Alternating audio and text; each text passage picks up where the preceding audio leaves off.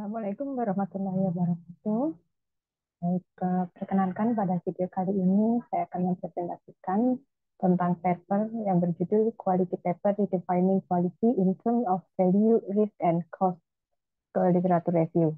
Dan paper ini ditulis oleh Rick tahun 2009. Sebagai pendahuluan, konsep nilai dan risiko telah meningkat menjadi perhatian khusus dalam teori dan literatur manajemen selama abad ke-21, di mana pengelolaan risiko menjadi hal yang mendasar dalam dunia bisnis. Nah, sebelumnya terdapat tujuan utama dari pengelolaan kualitas, yaitu memastikan bahwa produk atau jasa harus dibuat seperti yang dirancang dan meminimalkan variasi yang tidak direncanakan. Dalam istilah produk, terdapat ke output, kemudian variasi produk atau jasa yang menyimpang dari spesifikasi desain yang dapat mengakibatkan ketidakpuasan pelanggan, kegagalan keandalan, klaim garansi, pengerjaan ulang, dan kerugian finansial bagi perusahaan maupun konsumen. Kemudian masih dalam produk tersebut, selain istilah output, ada juga yang namanya proses, di mana pada saat proses ini terdapat ada variasi yang mengakibatkan adanya biaya yang dihasilkan dari pengerjaan ulang, memo, pencarian kesalahan, desain ulang, prosedur, dan sumber lain dari biaya sumber daya internal. Nah, kemudian dalam makalah ini berpendapat bahwa kualitas atau Q dan manajemennya atau M adalah konsep yang semakin dapat didefinisikan sebagai pertukaran sistemik berkelanjutan antara nilai atau value yang disimbolkan C, kemudian risiko atau R, kemudian biaya atau cost yang simbolnya C di seluruh aliran nilai dari desain hingga pengiriman produk atau jasa, yaitu Q sama dengan FCRC.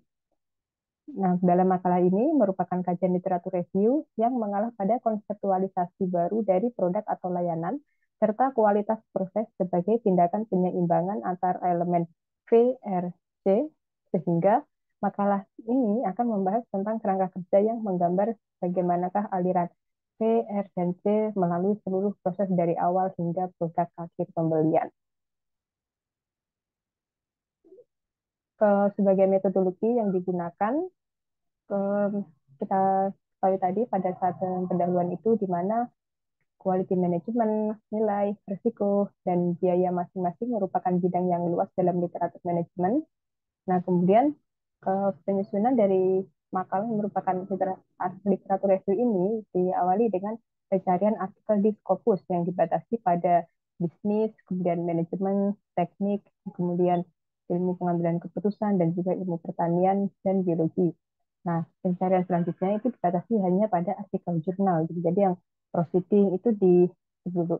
Nah, kemudian dari artikel-artikel yang muncul itu ditinjau berdasarkan relevansinya dari ke dasar judulnya itu. Kemudian publikasi dianalisis menggunakan Scopus dan data diekspor ke Microsoft Excel.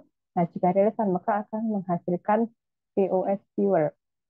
Nah, terus kemudian dibuatlah analisis jaringan di mana dari citasi sumber yang diperoleh itu. Nah, kemudian dari analisis jaringan yang diperoleh itu tadi di review kontennya itu kita bukan berdasarkan relevansi sumbernya.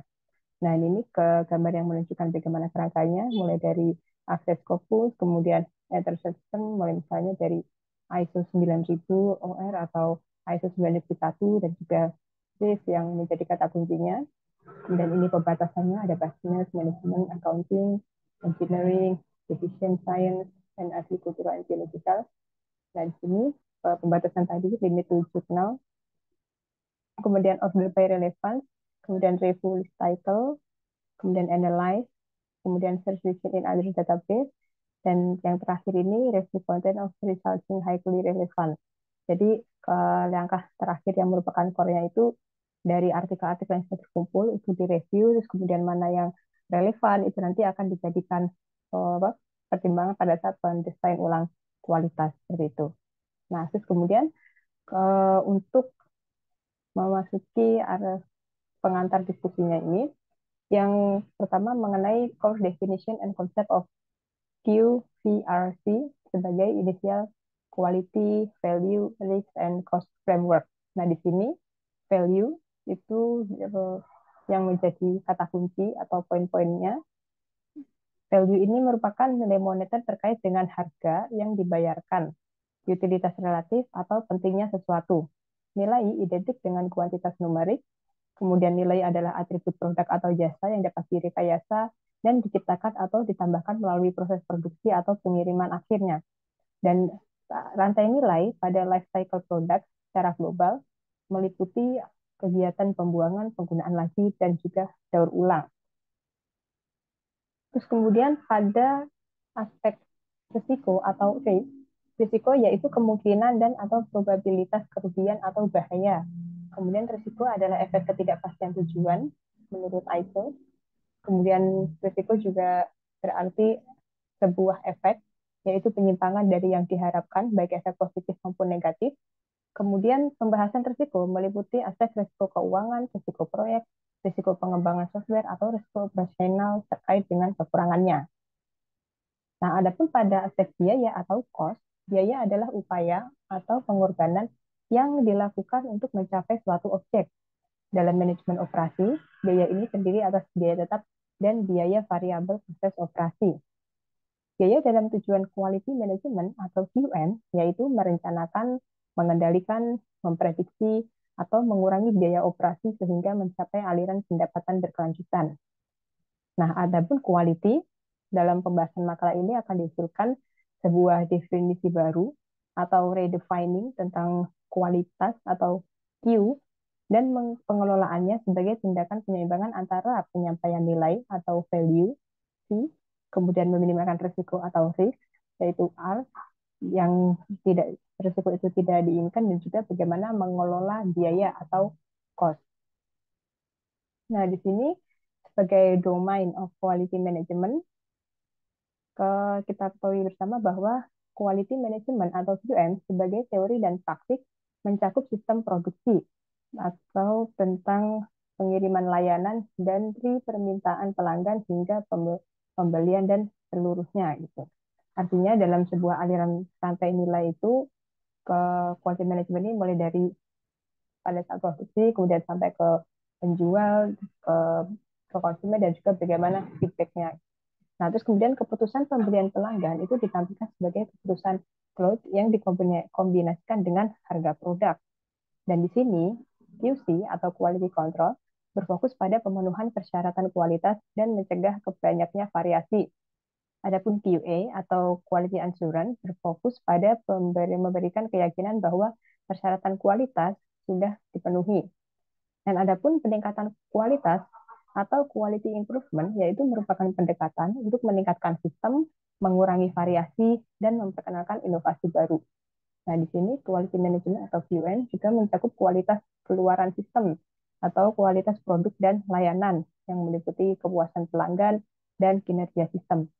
Nah, di sini dia disajikan bagaimana gambar dari domain quality management itu sendiri, di mana secara umum ini kita berangkal dari konsep market global yang riset. Di sini ada customer needs and want, jadi mengacunya itu pada apa yang menjadi keinginan dari konsumen itu.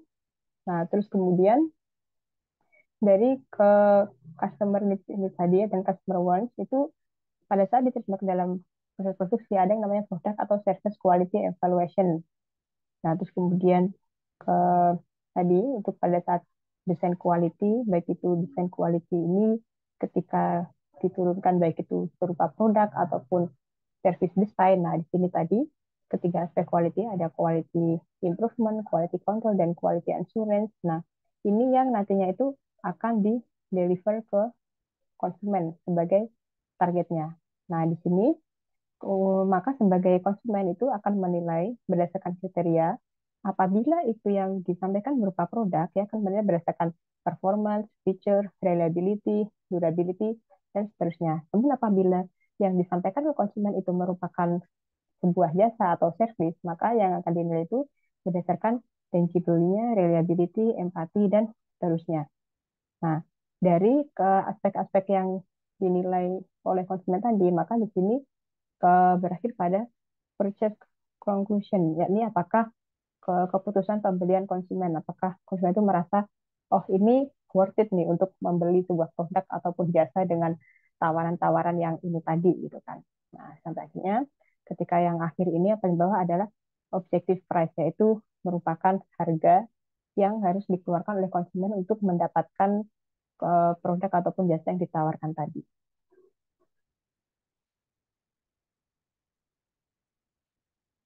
Nah, kemudian untuk product service versus quality, value, risk, and cost sebagai intermediate QVRC framework. Nah, di sini ke berdasarkan grafik yang kita lihat tadi, untuk pembelian konsumen itu pertimbangannya ada berdasarkan nilai atau value, kemudian risk atau risiko, kemudian cost atau biaya. Nah, di sini kita bahas lagi secara lebih mendetail dan mendalam mengenai bagaimanakah persepsi dari yang diterima oleh konsumen itu terhadap quality, value, risk, and cost. Nah, sebagai pengantar, terdapat 8 dimensi kualitas produk, yaitu performance, features, reliability, conformance, durability, serviceability, aesthetic, and perceived quality. Kemudian untuk kualitas layanan itu ada dimensi kualitas teknis atau apa yang disampaikan dan kualitas fungsional bagaimana disampaikan. Jadi antara ke produk dan jasa itu penilaiannya itu berbeda bagi konsumen gitu. Nah, di sini ada perceived value of product atau service tentang persepsi nilai terhadap sebuah produk atau jasa. Nah, di sini dijelaskan bahwa utility theory berpendapat bahwa pelanggan tidak membeli produk sebagai sekumpulan atribut yang memberikan utilitas atau nilai yang diperlukan dan akan menukar utilitas dengan potensi disutilitas atau pengorbanan, termasuk harga. Di sini, nilai dipandang sebagai sumber keunggulan kompetitif berikutnya dan keharusan strategis. Menurut Almquist dan kawan-kawan tahun 2016, memberikan taksonomi hierarkis tentang nilai untuk berbagai jenis produk, mulai dari fungsional hingga emosional dan mengubah hidup, bahkan hingga ke tingkat yang lebih tinggi, yaitu nilai bisa berdampak terhadap sosial. Nah, menurut Statham mendefinisikan perceived value sebagai penilaian keseluruhan konsumen atas utilitas suatu produk berdasarkan persepsi tentang apa yang diterima dan apa yang diberikan. Memberikan 4 cara konsumen memandangnya, yaitu misalnya persepsi tentang nilai itu mengenai harga yang murah, apa aja yang diinginkan dalam sebuah produk, kemudian bagaimana kualitas yang didapatkan, kemudian harga yang harus dibayarkan, dan apa yang didapatkan setelah apa yang diberikan oleh konsumen itu. Jadi lebih ke apa sih nilainya produk itu, apa sih value-nya gitu, apa yang bisa saya dapatkan dengan membeli produk itu. Terus kemudian untuk persepsi merupakan termasuk juga di dalamnya cost, kemudian loss and sacrifice for product and service. Di sini persepsi tentang sebuah risiko juga merupakan jangka panjang yang terkait dengan quality management. Bentuk risiko di luar masalah operasional dapat berupa variasi yang tidak diinginkan, produk cacat, produk yang tidak aman, ataupun membahayakan konsumen. Menurut Suni dan kawan-kawan, tahun 1999 mendefinisikan risiko pembelian produk sebagai ekspektasi subjektif dari kerugian atau pengorbanan. Datang tahun 1988 membagikan pengorbanan itu terdiri atas bisa berupa biaya finansial, waktu, kemudian eh, pencarian produk itu sendiri dan dari segi psikis gitu. Artinya kekecewaan konsumen itu juga termasuk risiko. Nah, di sini risiko terkait suatu produk atau disutilitas terkait dengan biaya finansial, tingkat keamanan, jumlah penggunaan, dan dimensi. Menurut dari model Garvin ini bisa didasarkan atas keandalan produk itu, kemudian daya tahan produk maupun kemampuan dari servis produk gitu. Artinya ada yang miss gitu. Nah, di sini untuk faktor-faktor yang mengurangi persepsi konsumen tentang risiko, misalnya dengan meminimalisir informasi dari mulut ke mulut, kemudian adanya jaminan, terus kemudian citra merek, asosiasi, dan juga adanya jaminan wiraniaga. Artinya dengan ke risiko ataupun potensi kerugian-kerugian yang nanti diterima oleh konsumen, mulai dari produk tidak berfungsi sebagaimana mestinya, terus kemudian produk yang tidak aman maupun berbahaya gitu kan. Terus kemudian kerugian keuangan itu bisa diminimasinya misalnya dengan citra merek gitu kan. Kalau yang tadi dijelaskan menurut dari Srini ini artinya ketika merek produk itu memiliki merek yang bagus, maka secara tidak langsung konsumen itu bisa menjustifikasi, oh ini pasti produk bagus karena mereknya sudah branded gitu, sudah terkenal gitu. Nah, terus bisa juga dengan adanya garansi gitu. Artinya ketika konsumen membeli produk yang dia tahu ada garansinya, dia akan lebih percaya produk ini bisa memenuhi kebutuhan dan keinginannya gitu. Dia tidak khawatir ketika nanti ada kekurangan-kekurangan gitu, karena ada garansinya gitu kan. Nah, terus kemudian berikutnya pada elemen biaya atau cost didefinisikan sebagai bentuk resiko keuangan. Di sini, Taguchi dan Fu tahun 1979 memberikan model matematis mengenai biaya sosial terkait dengan variasi dari kualitas ke dalam sebuah fungsi kerugian. Menurut Crosby, terdapat identifikasi biaya terkait dengan kesesuaian dan ketidaksesuaian dengan desain dan spesifikasi produk. Jadi artinya untuk biaya itu sendiri ke secara umum diterjemahkan sebagai apa yang harus dikeluarkan untuk mendapatkan barang atau jasa. Nah, di sini dari Taguchi itu bisa merumuskan adanya fungsi biaya gitu. Bagaimana ke apa penentuan oh ini biayanya kisaran berapa gitu kan. Kalau menurut yang Crosby tadi itu berarti ketika kita melihat biaya itu kita bisa menilai tentang kesesuaian dan juga ketidaksesuaian dari produk itu. Nah, berikutnya mengenai product service versus quality value in risk and cost dalam intermediate QVRC framework ini bagaimanakah tentang kombinasi antara value, risk, dan juga cost dalam quality element ini? Nah, di sini model persepsi nilai, risiko, dan juga biaya itu menghipotesiskan bisa mempengaruhi pengambilan keputusan konsumen secara triparti berimbang. Artinya ketiga-tiganya itu berpengaruh gitu secara berimbang. Nah, niat pelanggan untuk membeli itu menghasilkan beberapa kebutuhan dan keinginan sebagai persyaratan dan preferensi internal. Kemudian mengalir ke ekspektasi konsumen tentang produk atau layanan dan harga objektif yang dapat positif maupun negatif.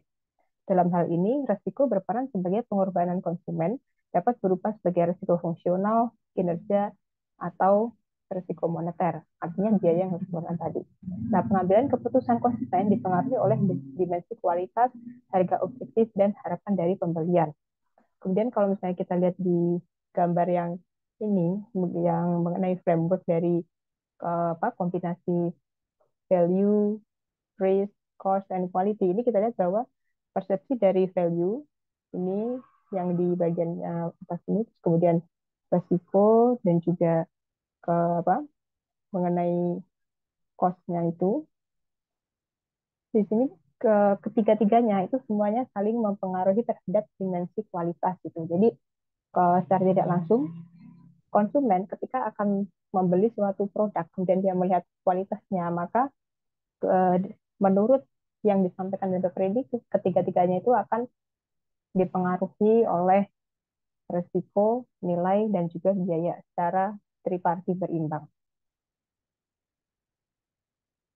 Nah, berikutnya,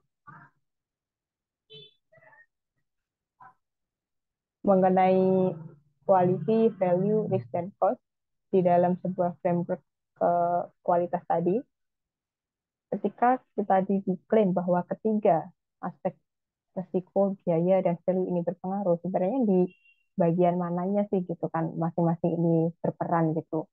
Nah, ini dijelaskan lagi untuk cost in quality management, bagaimanakah peran dari biaya dalam quality management itu. Biaya kualitas atau cost of quality atau COQ memformalkan analisis biaya kualitas, membagi biaya terkait kualitas menjadi biaya yang terkait dengan pencegahan, penilaian, dan kegagalan. Dalam teori orang Jepang, biaya dapat diminimalkan dengan mengurangi pengerjaan ulang. Untuk itu, maka bisa juga dilakukan dengan mengurangi risiko cacat, scrap, kegagalan produk awal, dan biaya sosial yang dapat menggunakan konsep Taguchi. Artinya untuk biaya ini bisa diminimalkan dengan mengurangi pengerjaan ulang gitu. Misalnya kayak pengecekan, terus kemudian ke apa, make sure apakah ini sudah sesuai atau belum, itu bisa diminimalkan. Nah, adapun risk in quality management, terdapat poin risiko konsumen dan risiko produsen. Risiko konsumen itu apabila mengalami ke kerugiannya itu di konsumen, dan risiko produsen itu jika yang mengalami kerugiannya itu ada di produsen itu sendiri. Nah, berdasarkan ISO 9001 tahun 2015, terdapat pembaruan yang menggabungkan siklus Plan Do Check Action atau PDCA dan pemikiran berbasis risiko, yaitu mengidentifikasi faktor-faktor yang dapat mengakibatkan penyeimbangan dari perencanaan, kemudian menerapkan kontrol untuk meminimalkan efek negatif, dan memaksimalkan peluang lain yang muncul dalam pengendalian risiko. Di sini, untuk pengendalian risiko itu sendiri berada pada tingkat manajemen dan organisasi, dan hingga akhirnya berkembang pada tingkat SCRM atau Supply Chain Risk Management. Nah, untuk value di dalam quality management, telah berkembang Lean dan juga Total Quality Management atau TQM yang memiliki asal-usul yang sama, dan juga filosofi inti serta pendekatan pandangan sistem, perbaikan proses, dan sistem yang terus-menerus, bertahap, dan radikal melalui lingkaran kualitas atau tim Kaizen. Misalnya melalui PDCA dan ISO 9001 tahun 2015 yang berfokus memaksimalkan nilai pada aliran value chain dan mengurangi pemborosan, di antaranya kecacatan yang berakibat risiko pada aliran value chain. Jadi kalau ya apa yang pada pembahasan selanjutnya ini, baik itu cost maupun risk, itu kedua-duanya ini bisa digandeng oleh value, sehingga value in quality management itu tetap apa, menggandeng dan juga memunculkan unsur cost maupun unsur risk. Nah, di sini tentang penetration of value, risk, and cost dengan related term within QM writing. Di sini ada sebuah gambar grafik yang menunjukkan jumlah proporsional yang dihasilkan berdasarkan artikel ataupun makalah yang memuat frase nilai, risiko, dan juga biaya dalam total quality management. Di sini untuk nilai itu mencakup istilah aliran nilai, rantai nilai, kemudian nilai pelanggan, dan nilai pemangku kepentingan. Kemudian untuk risiko itu mencakup istilah manajemen risiko, pemikiran berbasis risiko, pengendalian risiko, dan pengurangan risiko. Untuk biaya itu mencakup istilah biaya kualitas, manajemen biaya, pengurangan biaya, dan biaya operasi. Sedangkan untuk kerangka kerja QVRC yang final itu adalah penggabungan ketiga aspek gitu, baik nilai, risiko, dan biaya. Nah, di sini untuk grafiknya, jadi untuk penyusunan dari kerangka kerja QVRC itu di sini ada value concept, terus kemudian risk concept, cost concept, kemudian value trend, dan juga ada risk trend. Jadi nggak hanya merumuskannya itu berdasarkan konsep dasar dari value, risk, dan cost-nya aja, tapi juga didasarkan pada hal-hal yang sedang ngetrend gitu pada value dan juga risk gitu. Nah, kemudian untuk the profiling value, risk, or cost orientation of key process and methodologies, di sini ada bagan yang mempertimbangkan elemen spesifik dalam area aliran nilai, termasuk bagaimana penerapan dari Quality Function Deployment atau QFD, kemudian Failure Method and Effect Analysis atau FMEA, kemudian Taguchi Method atau TM, Lean, Six Sigma, ISO 9001, dan Cost of Quality atau COQ. Nah, di sini kerangka QVRC ini didukung dengan analisis bibliometrik yang dilakukan secara logis dan sistematis. Jadi, eh, kalau di sini kan kita sudah bisa melihat ya bagaimana tentang risiko, kemudian value dan cost itu bisa pada saat masuk ke dalam langkah-langkah metode perannya itu di sisi mananya gitu. Di sini value dia lebih mengarahnya sisi yang vertikal. Nah, kemudian untuk yang aspek horizontalnya ini itu lebih ke risiko dan juga cost gitu.